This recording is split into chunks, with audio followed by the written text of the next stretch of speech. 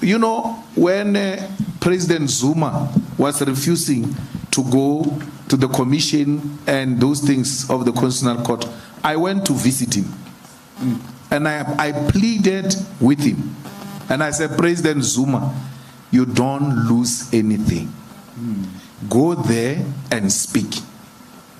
And you're too senior. And I like it when you speak of the CAF. Go and put your perspective. It doesn't matter what the decision is. The reason why I came to is because we are going to inherit this country.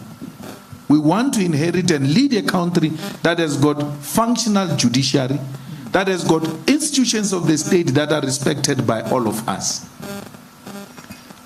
I don't want you to agree with me or disagree with me, but I came to express this view. And I went, when the decision was made, I went to see President Ramaphosa, that whatever happens, you may have to give President Zuma a presidential pardon. Flew a lot of people into this city, in and out, trying to mediate this underground to avoid what happened there in July. Because I knew what was going to happen. I was involved to try and avoid what happened. And these are people that I'm nobody to them. Both of them played a role in my destruction, expelled me, took my things and did all manner of things. But for the country's sake, I had to swallow my pride and try and mediate a peace so that we can continue as a country. Yesterday, President Ramaphosa changed his phone. When I called yesterday, his phone didn't go through. I went looking for his phone number. He changed his number. His number, phone number. I went looking for his phone number yesterday. And I called him. I said, no, I was not having the right number because I had this decision. And when the time permits, we will make time and come and see you. Because again, we don't know what's going to be the decision of the Department of Correctional Service and them. But the president's hands are not tied. And that's what we want to remind him of. We reach a point where we must choose peace over all this type of things that we're talking about. To say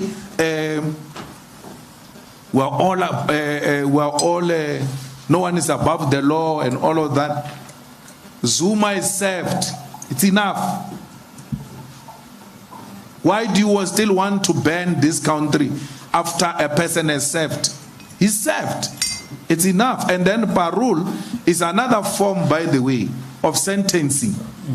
When they say you are on parole, doesn't mean you are free. There are certain conditions that come with parole. Did we discuss the matter?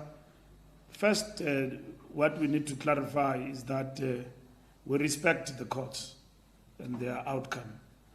The moral perspective to it is that we empathize with President Zuma, and no one wants to see anyone at the age of 80 going to jail.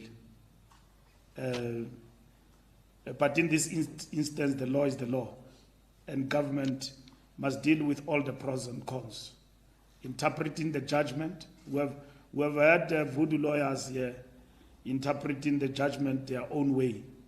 Others say doesn't mean he must go to jail. Others say he must. Obviously, government need to look at all those things. What is in the best interest of the country and what is the correct interpretation of the law.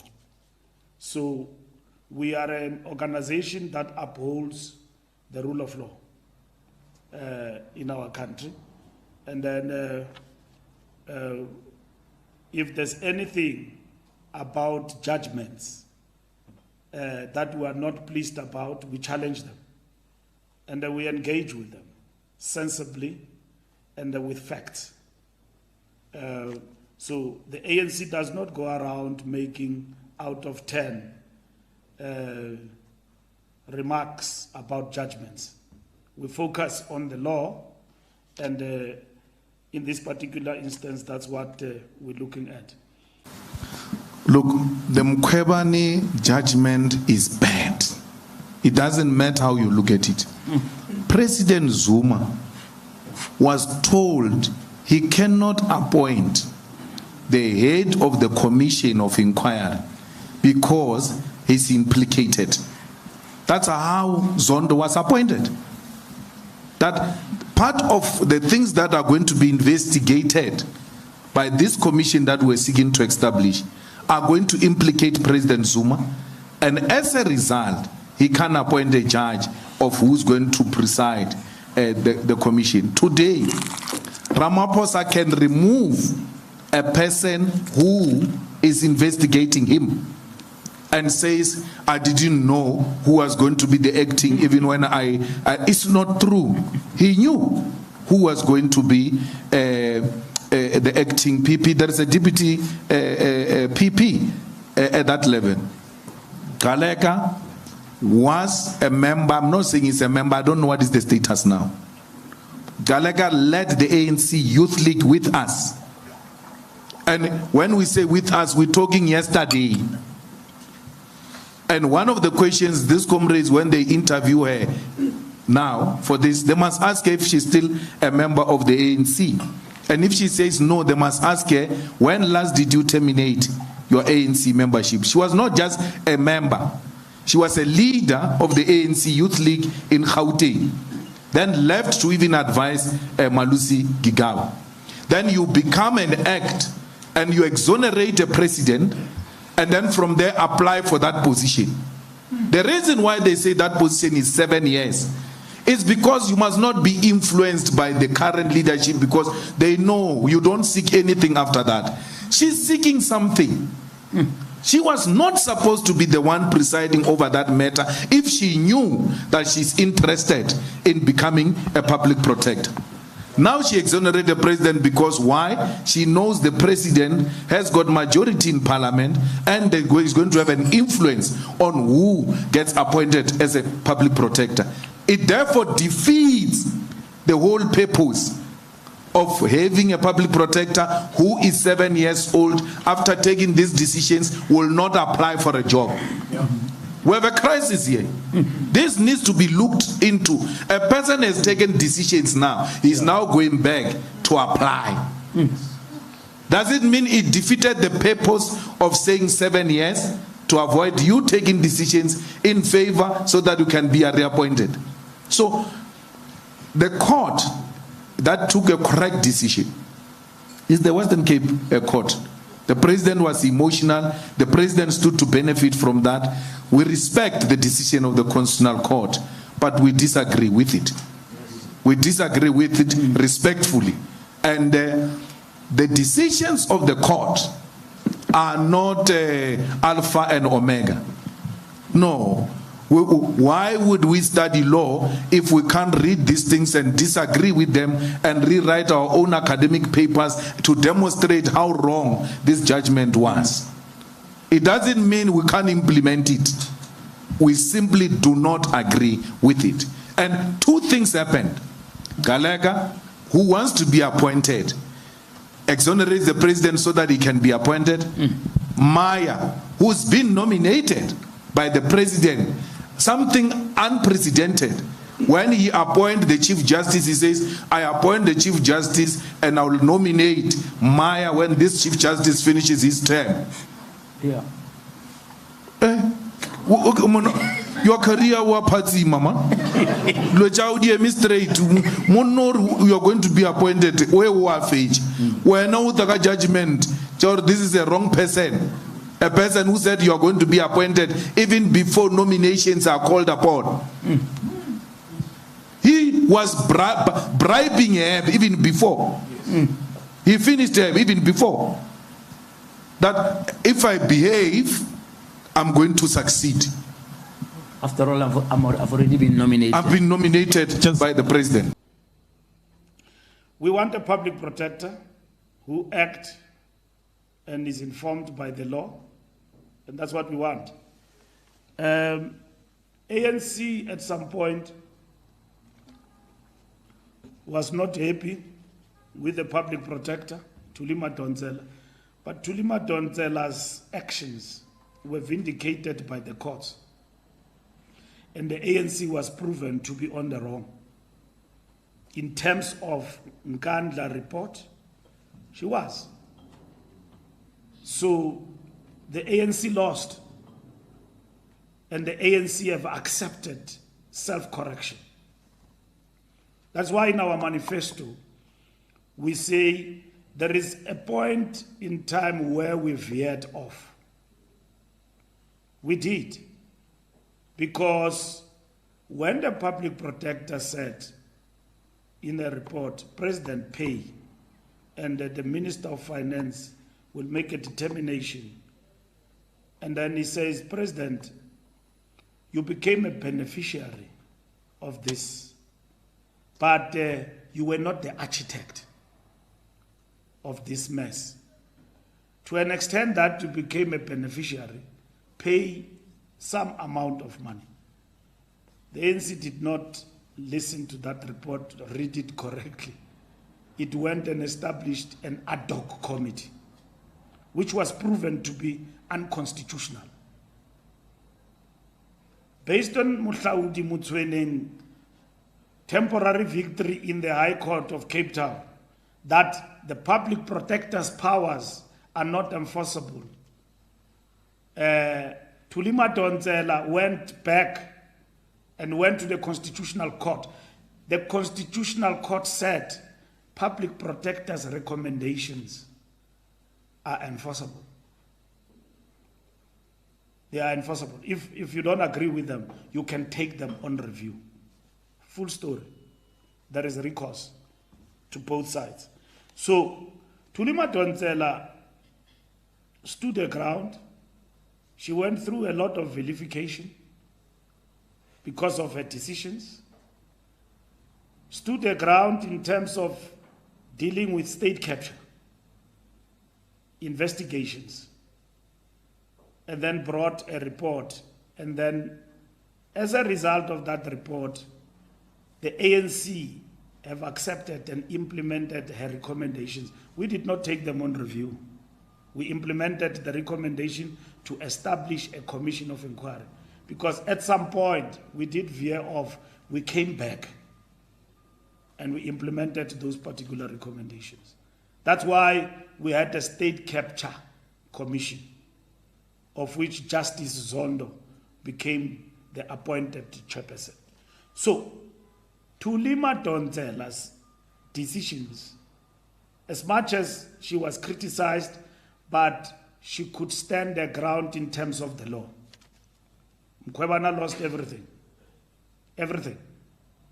I don't know how much he owes the state and the lawyers. The fact that she's still standing, she has just been proven beyond reasonable doubt as a delinquent of law. Mkhwebane. So her time is off. She's been investigated there by Parliament. We've taken steps. She's fighting there to get a pension maybe of 10 million and so on. So that's why we want Janki to go. So Mkhwebane has failed in terms of the law. Her decisions were overturned. And then she has become a delinquent who actually now campaigns and attacks judges.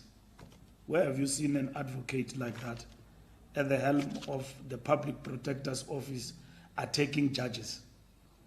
There is civility that governs these people, lawyers and the people of the law. There is civility that governs them, how you go about it and so on. We people who are in the streets, we have our own interpretation of the law in terms of natural justice. Now, we can say anything because we don't know the law. But those who know the law must have a proper and correct interpretation of the law. So, Mkhwebane lost everything in terms of her decisions. Public Protector's Office, you occupy it, you get nominated and elected by Parliament, you must exercise and prove to the public that you are the public protector. Your decisions can be challenged, but you will win the light of day. Now, if you lose your decisions, in the court of law, you are being tested. We don't want a public protector like that. We want a sober public protector who can defend their decisions in the court of law. Gcaleka has been attacked, including about a membership of the Youth League at some point, or whatever that she was. Anyone can be a member of a political party, but when you resume particular duties, you not serve the party, you serve the public.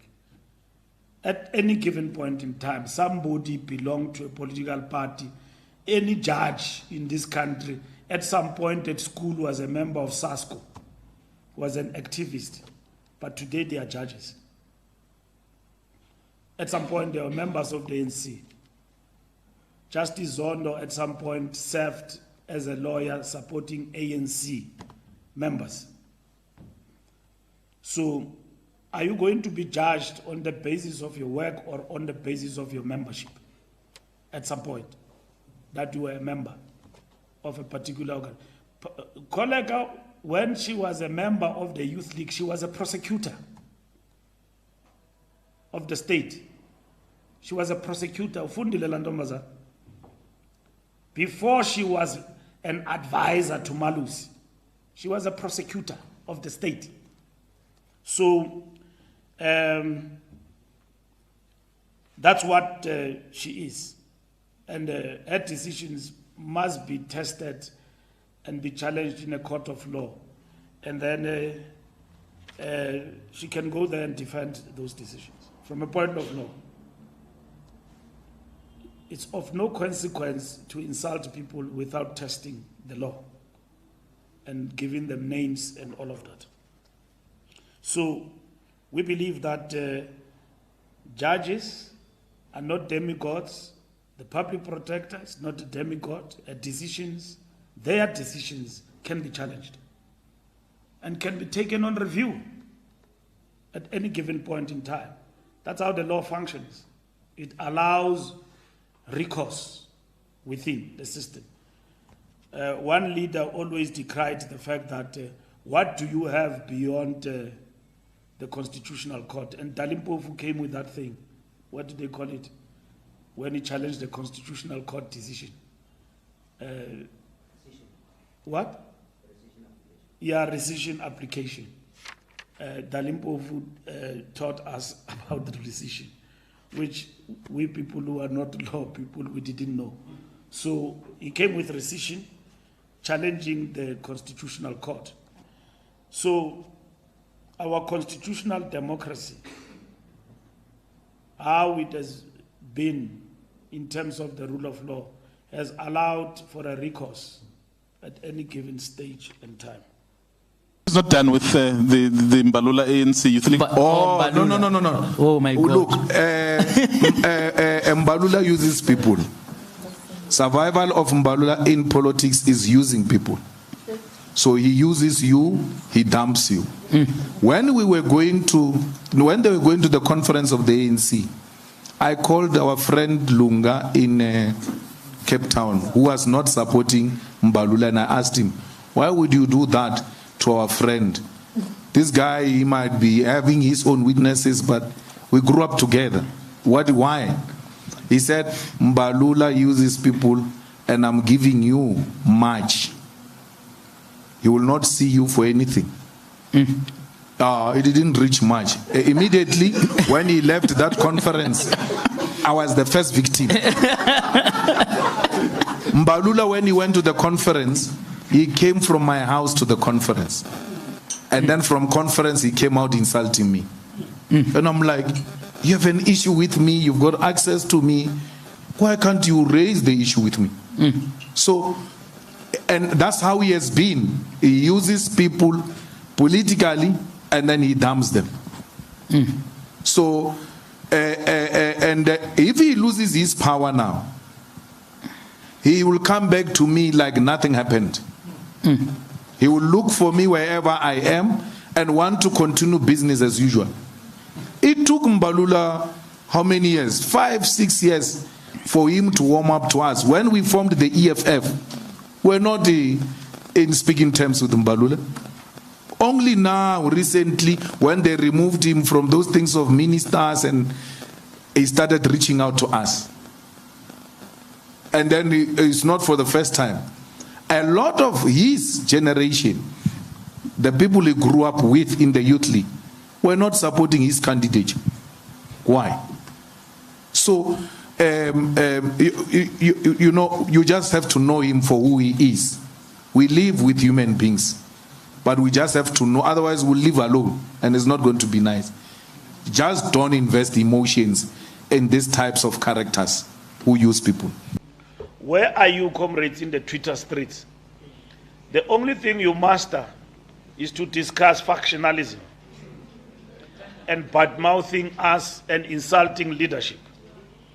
Mbalula, we will not do this and that. And you are many on Facebook. But being many on Facebook is not adding to pro. Who is on Twitter? All these people who don't want the ANC, they are on Twitter in their numbers. But we don't see you. When people say Ramaphosa must go, Ramaphosa must step down, they hated the ANC, not Ramaphosa. And the reason they hated Ramaphosa is because they are afraid of him. They are afraid about the power of the African National Congress.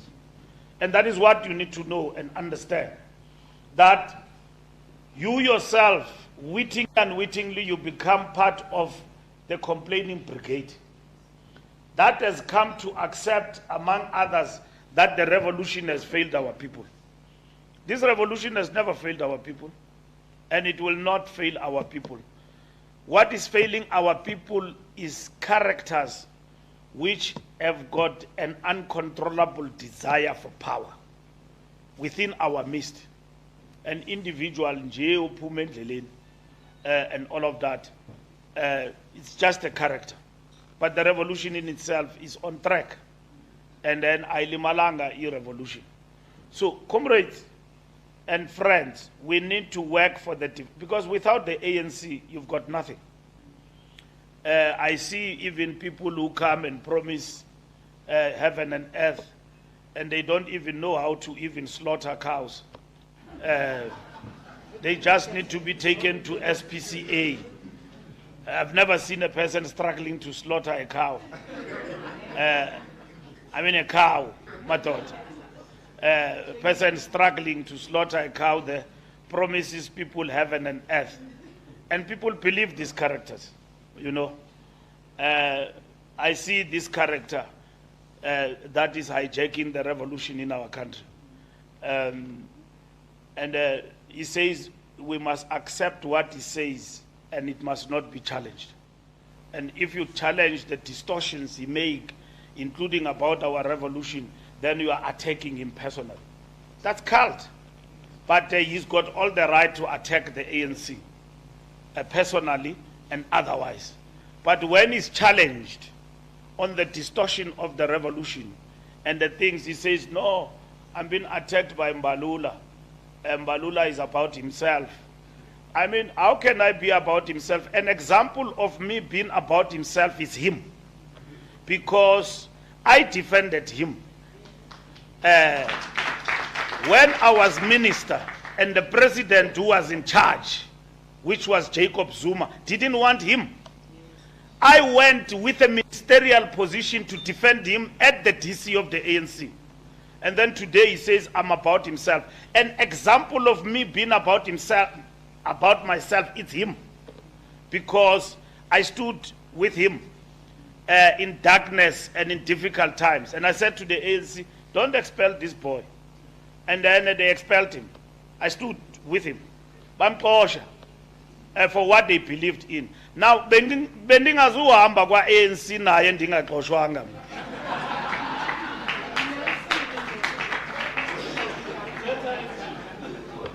Bendingazuhamba naye ndingaxoshwanga. I stood here. Wahamba yena, and their comrades who are flirting with him about our organization. That's what makes him think that he can tell us what to do. A 10% political party want to tell us what to do in this country. And then he sees union buildings in his dreams. Not that I want to be in union building. In his dreams, yes. He will be in union building in his dreams. We will work to defend the revolution. We know why this revolution is under attack and assaulted. Malema is the biggest puppet in this country who represent the interest of those who want to deal with what we call ANC majoritarian.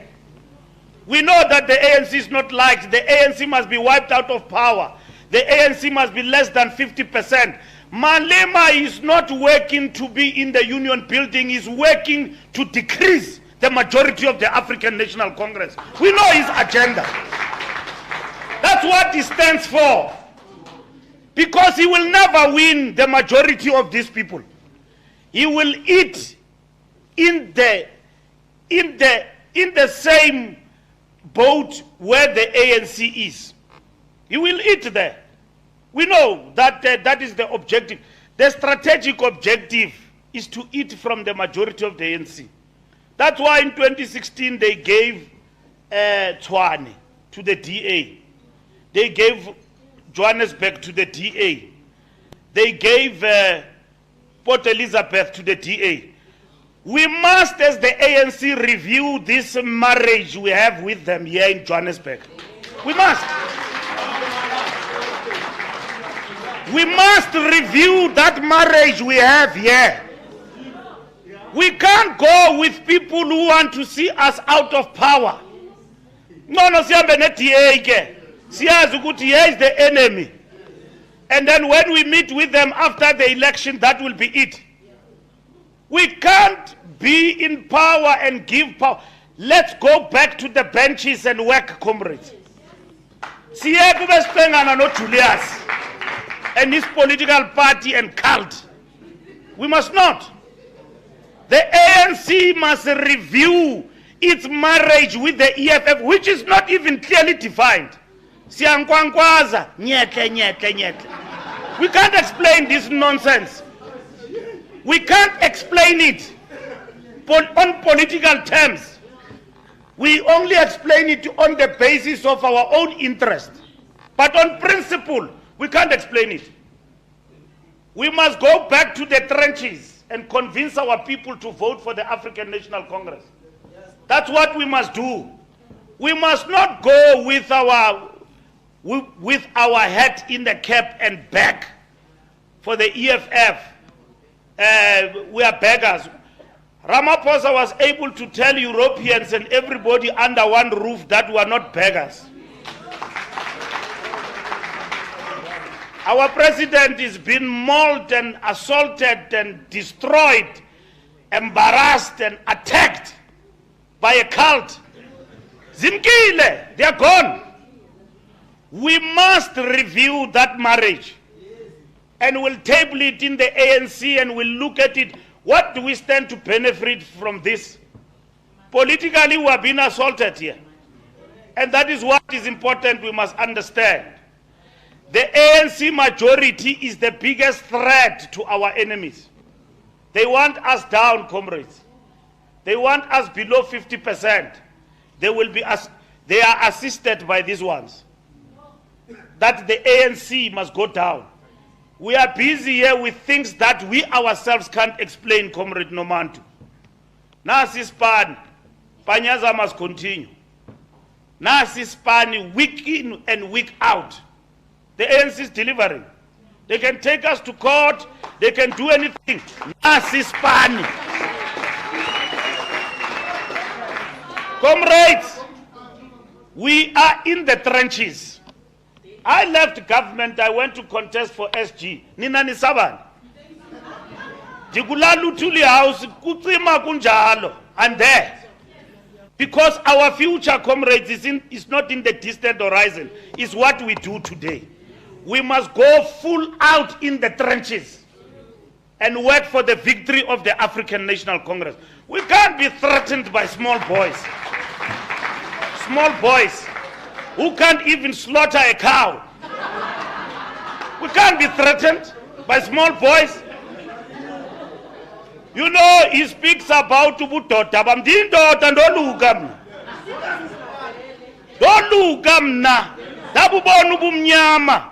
It doesn't qualify. I didn't go to a hospital. Zange ndaye esibhedlele mna. And azange ndabubaleka ubudoda ndabumela.